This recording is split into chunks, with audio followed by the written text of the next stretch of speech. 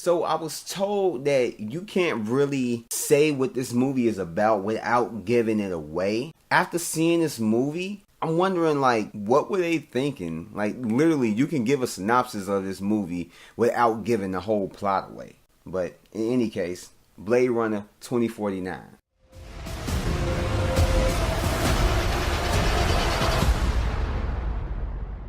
I always told you, you're special. Your story isn't over yet. There's still a page left.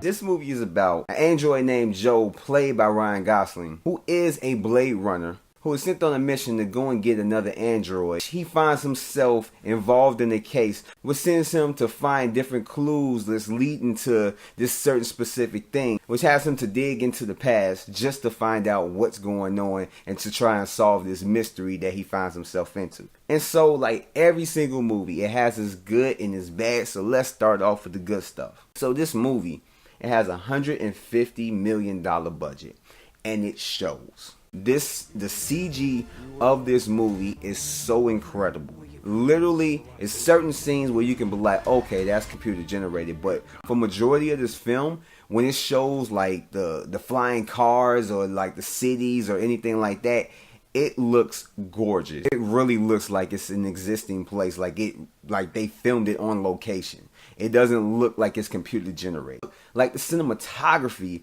looks so incredible. Just how it's shot, just shot for shot, just going from scene to scene. It looks incredible. From just the long far away shots to the up close shots, everything looks gorgeous, and it's a beauty to look at. Like, if you go to this movie and you're not satisfied with the story or whatever, you're bored, you can come out of this movie and say, yo, this was a beautiful movie. This is really good to look at. And the tone fit the movie. It was somewhat of a dark tone, but it wasn't bad. It didn't take you out the movie or anything like that. It didn't work against the movie. It actually worked for the movie. And the acting was very good. Ryan Gosling, he is a great actor. And in this movie, he does a good job. He does a good job. And everybody else, all the supporting actors that surround him, this girl who plays the hologram wife of Ryan Gosling, she was really good up in this.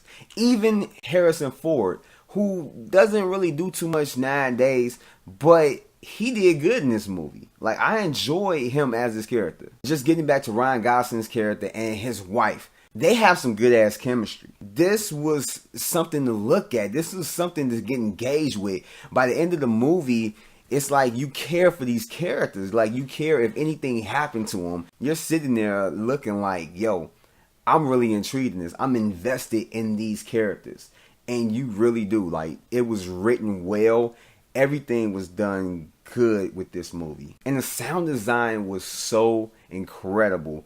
Just, I don't know, it's something intriguing. I know it's weird that when I see a movie, just the sound of someone walking, just the sound it makes, or opening up a door, or, you know, somebody bringing out their gun, just the little click-clack sounds that it make, and just with anything, I don't know, I like that. It's something soothing about that. I don't know if that makes me weird, but I just like that, and it had that all throughout the movie. It's something that really stood out to me, and it had incredible sound design, like I said, and it worked for the movie. And this movie, going into this, it is literally almost 3 hours. This movie is 2 hours and 43 minutes long, and that's including the credits. But like I said before, if it's a bad movie, if it's like 2.5 hours long, you're gonna feel the length. You're gonna sit there and be restless. You're gonna be wanting to go.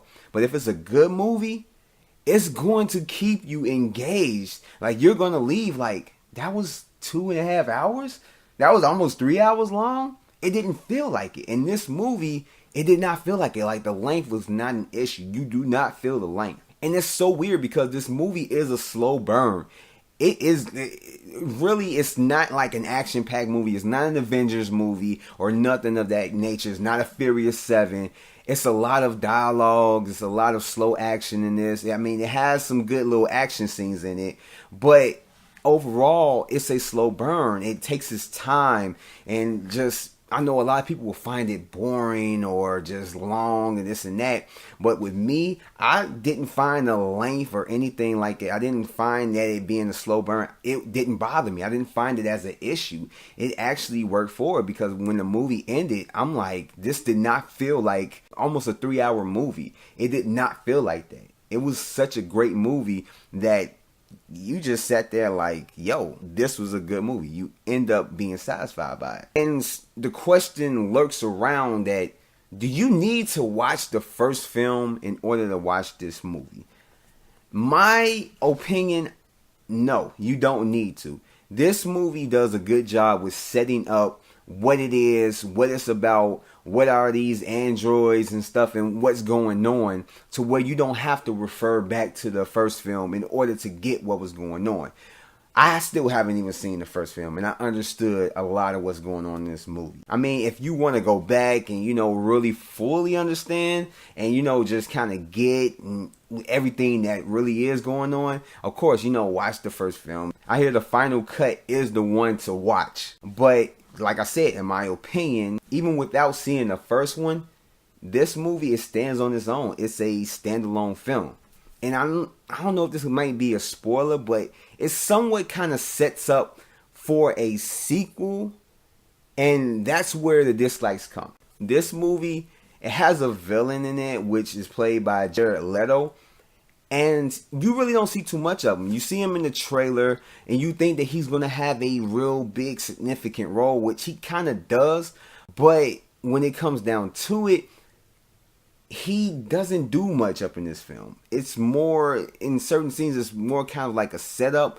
But 90% of it is his own movie. So you really don't notice the little setup for a possible sequel to carry on this story. And that was one of the things that I did like about it. But like I said, Jared Leto, I mean, that's not to put anything against his character. Like, I enjoy his character. Like, he acted really good up in this film.